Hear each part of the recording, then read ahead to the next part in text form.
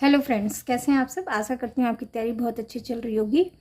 आज के सेक्शन में मैं लेके आई हूँ ट्रांसक्रिप्शन इवेंट इन प्रोकैरियोट्स, जो पिछले क्लास का कंटिन्यूटी है। ठीक है, तो आगे उसके देख लेते हैं। सबसे पहले प्रोकैरियोट में, देन हम बताएंगे यूकैरियोट्स में। तो लिखना उसी तरह से है जैसे यहाँ पे मैंने लिख रखा है, तो आप इसको स्क्रीनशॉट ले सकते हैं।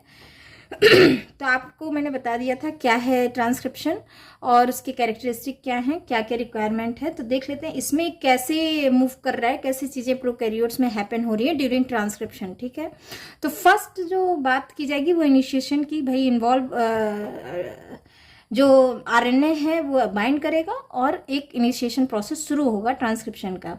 It involve steps from point of RNA polymerase binding to the promoter scope.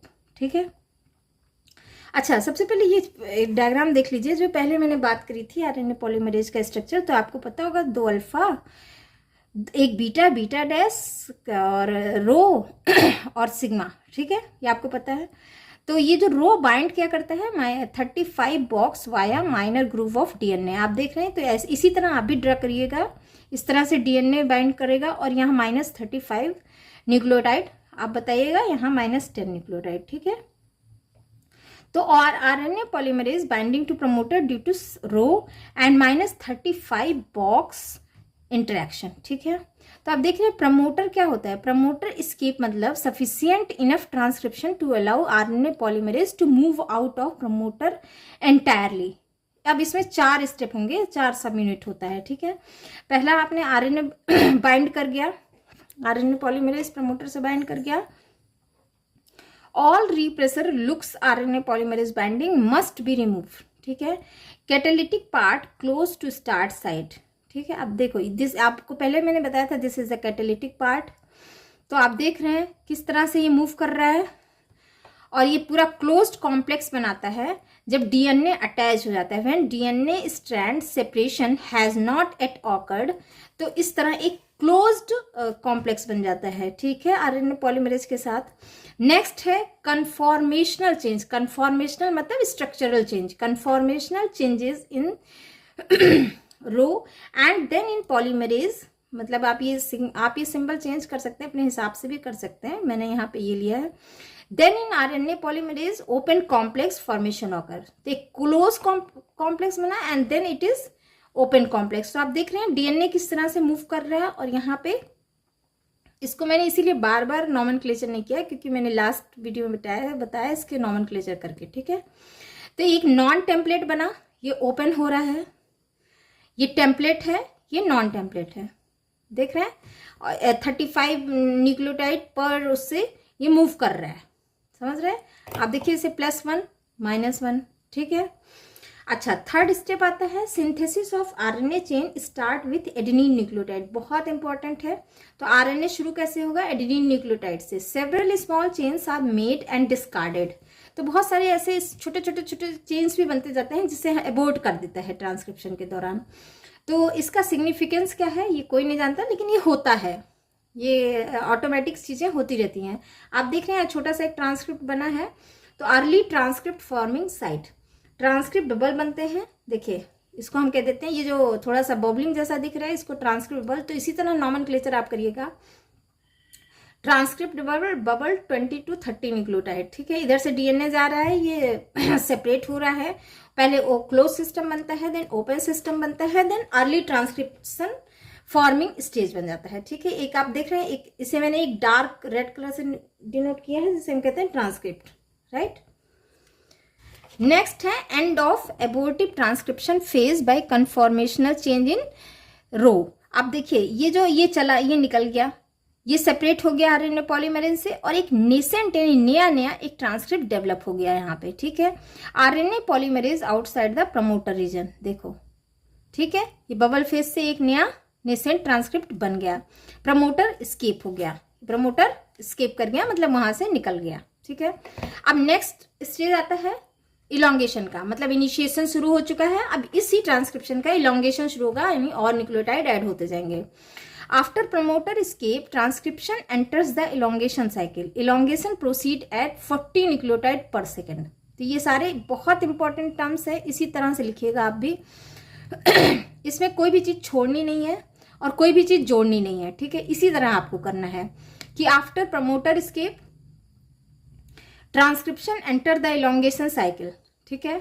Elongation कितने स्पीड से जा रहा है, 40 न्यूक्लियोटाइड पर second. It involves only RNA polymerase core enzyme, ठीक है, बहुत इंपॉर्टेंट है। It involves only RNA polymerase core enzyme. 5 event होंगे अब जो साइक्लिकल होंगे, एक के बाद एक, और वो चलते रहेंगे चलते रहेंगे चलते रहेंगे, ठीक है, जब तक कि वो ना हो जाए, टेम्पलेट खत्म ना हो जाए। जब जितने इंफॉर्मेशन की जरूरत है उतने मिल जाते हैं और फिर वो अपने आप उसको तोड़ दिए जाते हैं, ठीक है। वो भी आगे चल के मैं बताऊंगी। फर्स्ट है सबसे पहले DNA unwind to template available. ये आपका टेम्पलेट बना ट्रांसक्रिप्ट, डीएनए अनवाइंड हुआ। Ribonucleotide attachment to the growing chain, समझ रहे हैं। प्रूफ रीडिंग होगी कि सही से सारे न्यूक्लियोटाइड सही लगे हैं या नहीं लगे हैं, या इसको फिर से सेपरेट करना है, ठीक है। ये प्रूफ रीडिंग 2 मैकेनिज्म से होगी। Pyrophosphorolytic editing to remove a single wrong nucleotide, यानी कोई भी न्यूक्लियोटाइड अटैच हो जाता है, मान लीजिए एडेनिन हो गया, तो क्या करेगा, पायरोफॉस्फोराइलेटिंग एडिटिंग होगा मतलब फॉस्फोरस का इधर उधर रिप्लेसमेंट होगा, और इस तरह से वो प्रूफ रीडिंग करेगा। दूसरे तरह से हाइड्रोलिटिक एडिटिंग होगा to remove several wrong nucleotide at a time. तो अगर रॉन्ग सिंगल हो रहा है तो फॉस्फोराइलेटिक एडिटिंग होगा, अगर बहुत सारे बन गए तो हाइड्रोलिटिक एडिटिंग होगी। तो बहुत इजी है, इसी तरह से आप भी लिखिएगा। Elongation and proofreading processes are assisted by elongation factor, GRE and NUS factor. ये इंपॉर्टेंट है, यही नाम लिखिएगा। तो हम इस फैक्टर को, इलोंगेशन फैक्टर को कह देते हैं GRE एंड NUS फैक्टर, ठीक है। फोर्थ है template transcript junction separation. Template और ट्रांसक्रिप्ट का जो जंक्शन है ये सेपरेट करेगा, समझ रहे हैं। फिर rewinding the separate strand of DNA। देखिए DNA ऑलरेडी ट्रांसक्राइब हो गया, यहां से निकल रहा है, इधर से ग्रो कर रहा है 3' पे, ठीक है। टेम्पलेट देखिए बन गया है, और इधर से अनवाइंडिंग भी होता जा रहा है, टेम्पलेट ट्रांसक्रिप्ट फंक्शन, ठीक है। नेक्स्ट पिक्चर से आपको और क्लियर हो जाएगी, जब टर्मिनेशन होगा। इट एंड्स, थर्ड स्टेप आ जाता है termination. It ends transcription, termination सीधा सीधा ट्रांसक्रिप्शन को एंड कर देता है। 2 टाइप्स ऑफ टर्मिनेशन सीक्वेंस होते हैं। पहला है intrinsic termination mechanism, there is sequence with inverted complementarity, समझ रहे, कॉम्प्लीमेंट्री बनेगा ना इसी तरह से, एडेनिन के साथ ग्वानिन, लेकिन यहाँ यूरेसिल जुड़ेगा। और इसी तरह एक देखिए इधर से एक क्या कहते हैं, न्यूक्लियोटाइड ऐड होता जाएगा। तो इंट्रिंसिक मतलब उसके अंदर, देखिए इसके न्यूक्लियोटाइड के अंदर ही न्यूक्लियोटाइड घुस घुस के उसका कॉम्प्लीमेंट्री बनाते चले रहे हैं। There is sequence with inverted complementary, आप देख रहे हैं, पहले ACC GGC GCC, इसी तरह आप लिखे तो देखिए इन्वर्टेड हो गया। एडेनिन से क्या जुड़ा, यूरेसिल। तो इस तरह से अगर इसको इसमें डिनोट किया जाए तो ट्रांसक्रिप्ट टेम्पलेट जंक्शन, ये एडेनिन और यूरेसिल लूप का यहाँ पे रिच होता है, ये रिच होता है। और ये एडेनिन यूरेसिल, और ये क्या हो करता है, ये थोड़ा सा वीक हो जाता है। जैसे यहाँ पे एडेनिन यूरेसिल का एक जंक्शन बना, ये जंक्शन वीक हो जाएगा और यहाँ पे हेयर पिन लूप बन जाएगा, समझ रहे हैं। ट्रांसक्रिप्ट देखिए ये हेयर पिन लूप बना लेता है, ठीक है इसी स्ट्रक्चर में आ जाता है जिसे हम कह देते हैं हेयर पिन लूप।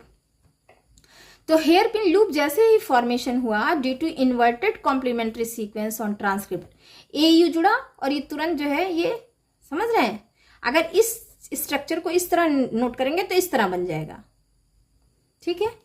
अब इसके बाद hairpin loop exert pressure, वो प्रेशर डालेगा किस पे, टेम्पलेट ट्रांसक्रिप्ट जंक्शन पे, यहाँ पे। तो जो वीक हो गया है, जहां पे एडेनिन यूरेसिल जुड़ा हुआ है, ये वीक है। तो ये वीक था पहले से ही, तो ये रेजिस्ट नहीं कर सकता प्रेशर को। तो रिजल्ट इसका क्या हो जाता है, ट्रांसक्रिप्ट एंड हो जाता है, वो वहां से टूट जाता है, ठीक है। नेक्स्ट होता है रो डिपेंडेंट टर्मिनेशन प्रोसेस। एक तो इस तरह से टर्मिनेट कर देता है, एक इस तरह से टर्मिनेट करेगा। Hexameric helicase protein follows RNAP by sliding along transcript. ये जो हेलिकेज प्रोटीन है ना, ये एक अटैच हो जाता है यहाँ पे इसके ट्रांसक्रिप्ट पे, ठीक है। और ये फॉलो करता है, इस आरएनए पॉलीमरेज को फॉलो करते हुए चलता है और स्लाइड करता रहता है साथ साथ। ये डेविडसन थे जिनका ये हॉट परसूट मॉडल था, उन्होंने सजेस्ट किया था इस तरह से प्रोसेस को। But RNA polymerase constantly ahead, जल्दी जल्दी वो आगे की तरफ बढ़ता रहता है, ठीक है। दूसरे में क्या होता है कि 72 nucleotide long rho dependent termination site slows down transcription process by requiring uracil repeatedly. बार बार वो यूरेसिल मांगेगा, ठीक है, कि भाई ज्यादा यूरेसिल अटैच हो रहा है, तो ये क्या होता है, जो रो डिपेंडेंट टर्मिनेशन साइट बने हैं यहाँ पे ये स्लो हो जाते हैं, क्योंकि बार बार इन्हें यूरेसिल चाहिए। इस प्रोसेस में ये 72 न्यूक्लियोटाइड लॉन्ग एक टर्मिनेशन साइट डेवलप हो जाता है, जो 72 न्यूक्लियोटाइड लॉन्ग होता है, ठीक है। Slow transcription allows rho to catch RNA polymerase to separate transcript template junction by helicase activity. और फिर ये जो हेलिकेज हुआ है ना, प्रोटीन अटैच हुआ है, ये इसको इतना स्लो कर देता है कि वो सेपरेट हो जाए। तो आरएनए पॉलीमरेज जो ट्रांसक्रिप्ट बना है उसको सेपरेट कर देता है और इस तरह से टर्मिनेशन प्रोसेस घटित हो जाता है या हैपेंड हो जाता है या हो जाता है। समझ आ रही बात? इसमें कुछ भी नहीं समझ में आ रहा है तो पूछ लीजिएगा। अच्छा, ये सारा इसी तरह से लिखिएगा, तो एक स्क्रीनशॉट ले सकते हैं आप। नेक्स्ट है यूकैरियोट ट्रांसक्रिप्शन। अच्छा, यूकैरियोट को मैं थोड़ा सा प्रोटीन डिफरेंस की, भाई सिर्फ ट्रांसक्रिप्शन तक, यही ट्रांसक्रिप्शन प्रोसेस आगे चल के प्रोटीन एनकोडिंग जीन बना रहा है, ठीक है। अब ये जो मैंने यहाँ पे लिखा है, इसमें 2 क्वेरी सॉल्व होगी। एक तो प्रोसेस मैंने कंपैरिजन भी किया है प्रोकैरियोट से कैसे डिफरेंट है, और एक यूकैरियोटिक ट्रांसक्रिप्शन के बारे में भी एक पूरा मैंने अकाउंट डिस्कस किया है, ठीक है, कि what is the eukaryotic transcription, और साथ साथ मैंने उसका कंपैरिजन भी बताया है। तो इस तरह से जब आप लिखेंगे तो आपकी 2 क्वेरी अपने आप सॉल्व हो जाएगी। तो अगर कभी पूछा जाए what is the comparison of prokaryotic transcription and eukaryotic transcription, तो आप सेम चीज ही लिखेंगे, ठीक है। फर्स्ट पॉइंट है, one of the most remarkable feature of eukaryotic transcription is the inability of RNA polymerase to carry out transcription totally on their own. अच्छा, अब ये डायग्राम थोड़ा सा समझिएगा, आप भी इसी तरह ड्रॉ करिएगा। एक लंबा सा यहाँ पे आरएनए पॉलीमरेज का एक न्यूक्लियोटाइड है। देखिए, ये जो है ये बेसल ट्रांसक्रिप्शन फैक्टर, या आप कह सकते हैं वो जो मैं फैक्टर बार बार बोलती हूँ कि एंजाइम हमेशा किसी फैक्टर के थ्रू चलता है। जब फैक्टर अटैच हो जाता है तो एंजाइमेटिक एक्टिविटी बढ़ जाती है। आरएनए पॉलीमरेज का ये कोर प्रमोटर है, ठीक है। अच्छा, ट्रांसक्रिप्शन एक्टिवेशन यहाँ पे अटैच हुआ, यहाँ पे एनकोडिंग रीजन चल रहा है, ठीक है। देखिए, अब ये देखिए मीडिएटर कॉम्प्लेक्स, एक प्रोटीन आके अटैच हुआ जिसे हम कह देते हैं मीडिएटर कॉम्प्लेक्स। फिर एक प्रोटीन कुछ इस डिजाइन से अटैच होता है जिसे हम कहते हैं एनहैंसर। एनहैंसर के साथ ट्रांसक्रिप्शन एक्टिवेशन भी अटैच होता है। ये है एनहैंसर, ये है मीडिएटर कॉम्प्लेक्स, ये है आरएनए पॉलीमरेज का कोर प्रमोटर, ठीक है। अब आप ध्यान दे रहे होंगे, यहाँ थोड़ा सा मोटा सा मैंने ब्लैक डॉट बना दिया है जिसे हम कहते हैं बेसल ट्रांसक्रिप्शन फैक्टर। ये अटैच हो जाते हैं तो थोड़ा सा स्पीड और बढ़ जाती है, ठीक है। अच्छा, अब ये जो यूकैरियोट में है उसमें RNA polymerase require at least the binding of BTP. BTP is a non enzymatic protein which either bind to DNA in the core promoter region or they bind RNA polymerase directly. They are called basal because they require for all instances of transcription, and also they can ensure only a basal rate of transcription. तो समझ पा रहे हैं कि भाई क्या होता है कि कोर प्रमोटर से डीएनए बाइंड हो जाता है, या तो उसके कोर प्रमोटर से बाइंड होगा या डायरेक्टली आरएनए पॉलीमरेज से बाइंड कर जाएगा, ठीक है। तो इसको कह देते हैं हम basal, because they require for all, जितने भी आगे ट्रांसक्रिप्शन के एग्जाम्पल मिलेंगे उसमें ये जरूर होगा, और यही डिटरमाइन करता है कि ट्रांसक्रिप्शन का बेसल रेट क्या होगा, कितने न्यूक्लियोटाइड पर सेकेंड से मूव करेगा। समझ रहे हैं? For enhance rate of transcription, the interaction between RNA polymerase and TA factor, ठीक है, must also taken place. TA factor यानी ट्रांसक्रिप्शन एक्टिवेटर, इसके बीच में इंटरेक्शन होना ज़रूरी है, इसमें और इसमें इंटरेक्शन होना ज़रूरी है। तो जिसको इंटरेक्शन कैसे होगा, such factors have to location bind. एक तो पहला थोड़ा सा ये कॉम्प्लिकेटेड है, लेकिन एक दो बार सुनेंगे और अपने वर्ड्स में लिखेंगे तो अपने आप समझ में आ जाएगा। पहला है PCE, PCE यानी transcription activator, PCE like GC box and CAAT box. तो PCE यहाँ पे कौन सा न्यूक्लियोटाइड है, GC बॉक्स, ये जेनेटिक्स में आप पढ़े होंगे, या कैट बॉक्स, राइट। दूसरा enhancer sequence, enhancer sequence which are several kbps। अब चूंकि ये और ये बहुत दूर है, ठीक है, चूंकि इसको दूर है तो अटैच करना पड़ेगा क्योंकि बेसल रेट मेंटेन करना है। तो ये बहुत दूर होते हैं, इसलिए जो ट्रांसक्रिप्शन एक्टिवेशन होता है वो बाउंड करता है किससे, एनहैंसर से। किससे बाउंड करता है, इनहैंसर से। और फिर इंटरैक्ट किससे करता है, RNA पॉलीमरेज से। किसके हेल्प से, किसके मदद से, इस मीडिएटर कॉम्प्लेक्स से, ये इससे अटैच हो जाता है। तो यही बात यहाँ पे लिखी है, इसी तरह से इसको बनाया गया है।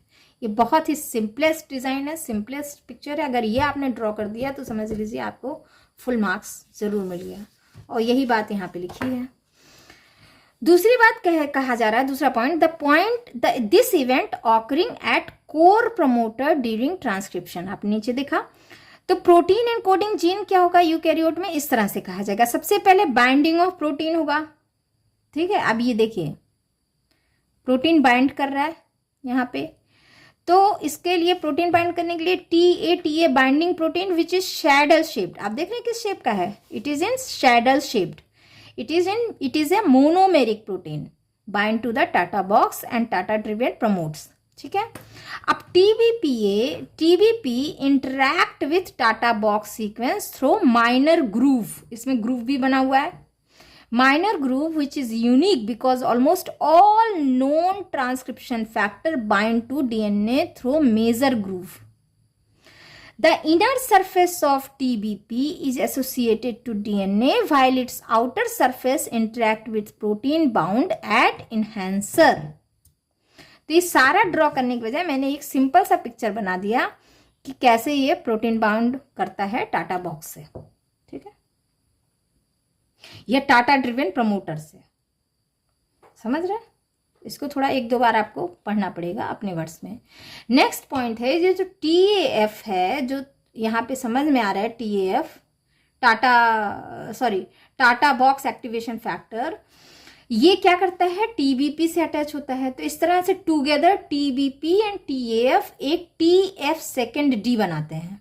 अब यहाँ पे देखिए, मान लीजिए TBP एसोसिएटेड फैक्टर कुछ इस तरह मैंने डिनोट किया है ग्रीन कलर से। ये यहाँ पे एक सेलो वाला जो शैडल शेप का प्रोटीन वो था वो यहाँ के अटैच हुआ, और ये जो ट्रांसक्रिप्शन TBP एसोसिएटेड फैक्टर है इसके ऊपर अटैच हो गया, ठीक है। ये क्या करता है, ये एक पूरा कॉम्प्लेक्स बन जाता है जिसे हम कह देते हैं TF second D। This complex causes a bend of 80 degree in core promoter region. ये 80 डिग्री झुकता है, बेंड करता है, कहाँ पे, प्रमोटर रीजन में। This bending later help RNA polymerase second in order to bind to the core promoter। तो एक RNA polymerase निकला, दूसरा आया, समझ रहे हैं। अब ये देखिए RNA polymerase इस तरह था, यहाँ देखिए ये आपका एक प्रोटीन फैक्टर आया, यहाँ पे ट्रांसक्रिप्शन फैक्टर सेकंड भी आया, यहाँ पे एनहेंसर आया, यहाँ पे एनहेंसर अटैच हुआ, यहाँ पे प्रोटीन फैक्टर जो शैडल शेप का जो प्रोटीन बॉक्स था वो आया, ठीक है। इस तरह से एक असेंबली बन गई, assembly of transcription apparatus on core promoter type 2 Tata driven. ये किसने प्रपोज किया था, बेल एंड ज्ञान 2015। बहुत एडवांस है, इसके बाद नहीं आया अभी बुक में, तो उन्होंने नहीं कहीं पे लिखा हुआ है, तो हम यही मेंशन करेंगे, ठीक है। तो इसी तरह आप ड्रॉ करिएगा और यही पॉइंट्स लिखिएगा। चूंकि 80 डिग्री बेंड हो जाता है इसलिए फिर वो नए नए पॉलीमरेज जुड़ते जाते हैं और नए नए ट्रांसक्रिप्शन टेम्पलेट बनते जाते हैं। नेक्स्ट है यही जो पीछे से पिक्चर बनी है उसी का डिटेल लिखा हुआ है। RNA polymerase second now bind to core promoter with the help of TF second B which recognizes and attaches to BRE. ठीक है, RNA polymerase second already bound to certain BFT. Each transcription factor has या TF has a definite location of binding and definite role to play. जैसे transcription factor जो मेरे पीछे बहुत सारे, second day क्या करता है, bind close to active site, interact with transcription factor second D and help in removing repressor. देखिए जैसे को फैक्टर अटैच होते हैं इसी तरह रिप्रेसर भी अटैच होते हैं, तो इसे हटाना भी पड़ेगा क्योंकि इस स्पीड को स्लो कर देते हैं। इसको कहते हैं DR फर्स्ट या DR second attach to transcription factor second D, क्योंकि ये डी से अटैच है ना इसलिए कह रहे थे। ट्रांसक्रिप्शन फैक्टर सेकेंड भी attach to RNA polymerase second near its distal, यानी एकदम एक्सट्रीम पोजीशन पे, पीछे वाले रीजन पे, डिस्टल एंड पे करता है, एकदम similarly attach to the rho protein of to promote RNA polymerase. It identifies core promoter BRE and helps in correct placement of RNA polymerase on core promoter। समझ रहा है? इस तरह से वो core promoter प्लेस होता चला जाता है रिप्रेसर और कोफैक्टर के साथ। Transcription factor second E bind at the margin of active site and serve to activate polymerase complex. इस तरह वो कॉम्प्लेक्स को एक्टिवेट कर देता है। Transcription factor second F also bind at the margin of active site. It acts like helicase and open DNA double strand, DNA double strand को open कर देता है transcription factor second F. Second H जो होता है वो minus मतलब COOH terminus, अब आप देख रहे होंगे अगर बनाया होगा कभी आपने डीएनए न्यूक्लियोटाइड का तो उसमें COOH आता है, टर्मिनस टेल RNA पॉलीमरेज के, इसको कट कर देता है इसको। ठीक है, ये एक तरह का काइनेज एंजाइम है and carries out phosphorylation of RNA polymerase tail. This phosphorylation activate RNA polymerase and also confer processivity of the enzyme. ठीक है, तो बहुत इंपॉर्टेंट चीज है ये। अब प्रोसेसिविटी क्या होती है तो छोटा सा यहाँ पे लिख देते हैं। Processivity is the property of enzyme by which it catalyses the same reaction several times prior to leaving the substrate. बार बार बार बार बार बार करता है। इस तरह एक एंजाइम में जब इतने सारे ट्रांसक्रिप्शन फैक्टर और कोएंजाइम अटैच हो जाते हैं तो वो एक ही एंजाइम से बहुत सारे रिएक्शन, सेम रिएक्शन को सेवरल टाइम एग्जीक्यूट कर सकते हैं और जब तक कि सबस्ट्रेट वहां से हट ना जाए। ठीक है, तो ये एक बहुत कंज्यूमिंग चीज है। नेक्स्ट पॉइंट है, after the assembly of entire transcription apparatus, transcription factor second E and transcription factor second F activate the RNA polymerase. After this RNA polymerase undergoes conformational change, उसमें स्ट्रक्चरल चेंज आता है और ये जो change होता है वो किसकी मदद से होता है, ट्रांसक्रिप्शन फैक्टर सेकेंड एफ, तो एक ओपन कॉम्प्लेक्स बन जाता है। ठीक है, according to template information ribonucleotide attach one by one and initiation शुरू हो गया। Initiation does not involve any abortive phase. ऐसे जैसे पिछले हमने देखा था एक टेम्पलेट बन रहा है, यहाँ पे ऐसा नहीं बनता है, एबोर्ट नहीं करता है, वो लगातार इलोंगेशन हो जाता है। RNA polymerase along with transcription factor second F and second E, transcription factor second E and second F move out of the promoter. This event is called promoter escape. ठीक है, ये तो हट जाते हैं धीरे धीरे। After this, transcription enters the elongation. Rest of transcription initiation factors are left behind. मतलब elongation इधर शुरू हो गया और जो ट्रांसक्रिप्शन के बाकी वो थे वो वहां होते रहेंगे। ठीक है, यानी यहाँ पे कोई भी टेम्पलेट टाइप की चीज नहीं बनेगी कि बीच में टेम्पलेट बन रही है जैसे प्रोकैरियोट में था। समझ रहा है? Two elongation factor F second F and HSPT5, ये ध्यान दीजिएगा, दो जीन हैं जो डिस्कवर किए गए हैं। ये RNA पॉलीमरेज से इलोंगेशन साइकिल में अटैच हो जाते हैं, जिससे क्या होता है, the rate of nucleotide addition ये बढ़ जाता है, 20 से 25 न्यूक्लियोटाइड पर सेकेंड हो जाता है। This sub step similar to prokaryotes, the same type of proofreading mechanism also operate. Prokaryote में भी ऐसे ही होता है। क्लीवेज मैकेनिज्म पे आ जाइए, मतलब वो टर्मिनेशन जिसको आप पीछे कहते हैं, या क्लीवेज, क्योंकि यहाँ पे टूट रहा है एक तरह से with the help of protein, तो इसलिए two protein attach to the transcript at cleavage sequence. पहला है cleavage and polyadenylation specifying factor, जिसे हम कह देते हैं CPSF, या क्लीवेज स्टिमुलेटिंग फैक्टर, जिसे हम कह देते हैं CSTF। ठीक है, ये अटैच हो जाता है। After attachment of these proteins certain other proteins also attach to transcript and cleave the transcript. आप देख रहे हैं बहुत सारे और प्रोटीन अटैच होते जाते हैं। RNA पॉलीमरेज इधर हुआ, CPSF and CSTF move out करता है, ठीक है, और इसको क्लीव कर देता है, तोड़ देता है। और यहाँ पे क्या हो रहा है, recruitment of other cleavage factor, new transcript cleaved and release. समझ रहे हैं? CPSF now cause the recruitment of enzyme polymerase A. This enzyme adds a long poly A tail to newly synthesized transcript.